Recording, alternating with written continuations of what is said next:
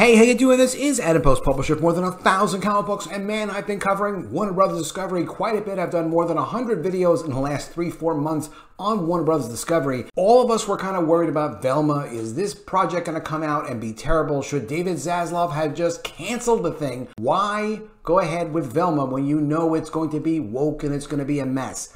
Well, the problem with Velma was, and it's a terrible show. I watched the first 2 episodes. It's not good. The problem with canceling the series was this deal was done by Jason Kilar, who used to be CEO of Warner Media and helped launch HBO Max. Jason Kilar was one of the founders of Hulu. So for AT&T to say, well, look, we want to get this tech guy. He did found Hulu.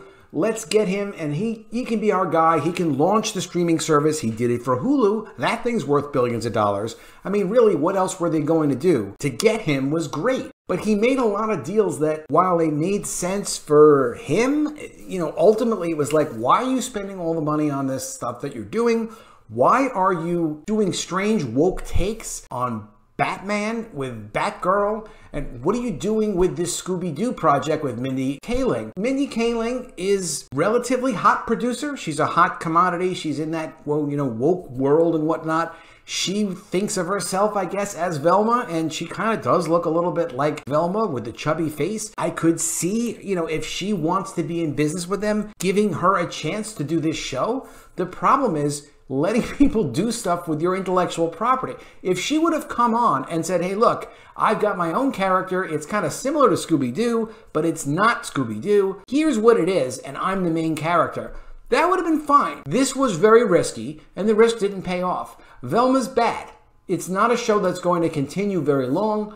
If it has a first full season complete, they will release the full first season. I would highly doubt that David Zaslav, with all the happy cancellations that he does, is going to allow this series to go to a second season, because it doesn't make sense. And not only do normal people not like the show because they're like, what are you doing with the race swapping and all the weird stuff in this show? But even woke people, left people, they don't like the representation. They think it's not done tastefully. They think it's aggressive. It's just too much. And look, Mindy Kaling, what does she know about animation? Is she some great, is she Mike Judge or something like that? No. By the way, who's Mike Judge? Mike Judge created Beavis and Butthead, King of the Hill. He did Office Space, Idiocracy. He is actually quite brilliant. But his first show, his first efforts, maybe they were terrible too. I don't know. I'm not a Mike Judge expert, but I'll say this much. It was a mistake to let her do whatever she wanted, which clearly they did.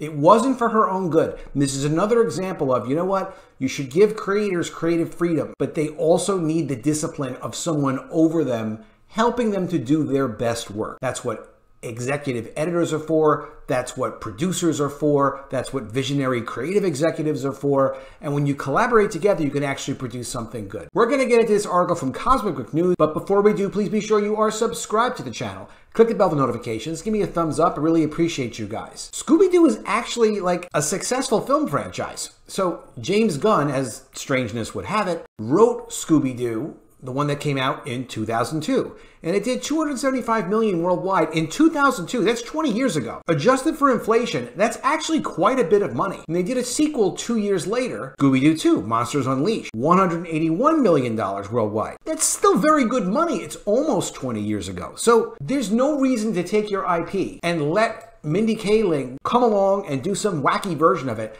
This should be being developed as a live-action film franchise. In today's dollars, $275 million would probably be closer to $400 million worldwide. That's plenty of money for one of their franchises. Then they could have licensing based on it. Then they could do additional TV specials if they want to, all sorts of projects. So they're going to be more careful with their franchises now that David Zaslav is in charge. And I do think Jason Kilar did his best, but he's out of his depth, because what worked for Hulu when Hulu first launched decades ago, however long ago, it don't work now. Mindy Kaling's Velma vaporized on Rotten Tomatoes by fans and critics. Velma is an adult animated comedy series telling the origin story of Velma Dinkley, the unsung and underappreciated brains of the Scooby-Doo Mystery Gang. The new take on Scooby-Doo and Velma, starring Mindy Kaling, as the titular character, is now out on HBO Max. As expected, it's getting vaporized by fans on Rotten Tomatoes. And not only are the fans really not liking what they're seeing, but the critics are also not too favorable of the show that reimagines Velma as an East Asian character. And the race swapping part of it is annoying a bit, but not really. The annoying thing is it's just, you'll see from these reviews, they say it very well. It's just not a pleasant show. The characters are not likable. And,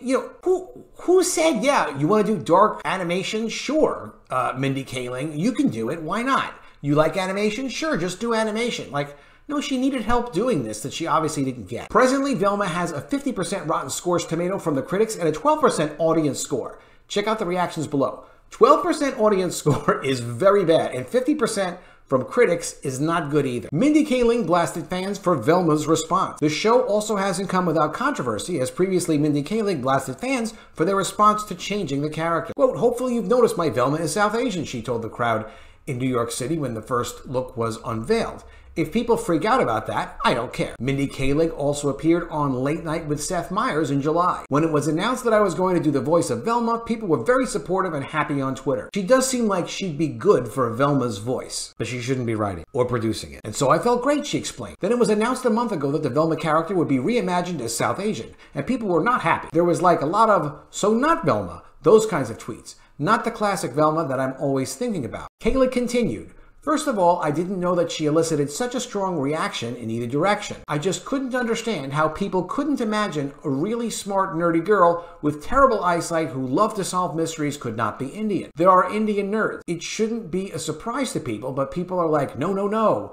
But it made me think, okay, we've got to be really careful with this character, which we will be because we love her." Well, the whole thing is this, it's not that you can't be South Asian or South Indian or race or gender or whatever you want to be. You can be whatever you want to be. The problem is every time you go a step away from what people think the character is and they are used to and they are attached to and they like, you're taking another risk. You're adding weight and burden to trying to deliver for people. You're making it harder, and that's what they did. And it was way too much. If you've seen the first 2 episodes, you know what I'm talking about. What do the Velma reviews on Rotten Tomatoes say? What do the critics actually think? Sporadically witty, but ultimately rather tedious, the HBO Max comedy leverages more than a half-century of name equity to yield an animated prequel that's definitely not for kids, meddling or otherwise. That's from CNN, which is also owned by the same company that produced Velma. It's been done before and much better, using unique takes on the gang that maintain their essence, so Velma is never as groundbreaking as it seems it thinks it is. More than that, these characters are just really unpleasant to spend time with. All the pieces of a great Scooby-Doo spinoff are here, so why does this not come together?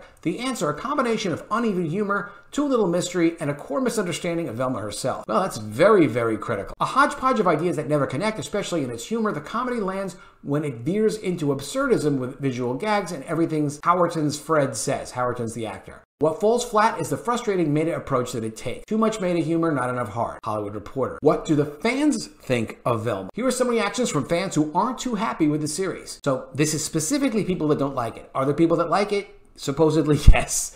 Are they bots? Maybe, maybe not. A few people, I'm sure, really like it. This show is an absolute terrible idea. Instead of creating OC, the writers decided they would remove the main character from a universe and then reskin all of the remaining characters. They even changed all the personalities. It's a sad attempt at appealing to a wider demographic while not actually putting in the effort or being creative. The humor is meta and annoying. Nothing about it is actually funny. Overall, the show is a disgrace to a franchise that is attempting to ride the coattails of in a strangely insulting way. It is strangely insulting. And again, this is a film franchise. This is why when Zaslav says, hey, I want to know where we're at with our franchises. Well, this is your franchise, Zaslav. Scooby-Doo is yours. You did almost 300 million worldwide in 2002. That's very, very good numbers. It's not a billion, but come on, that's a lot of money.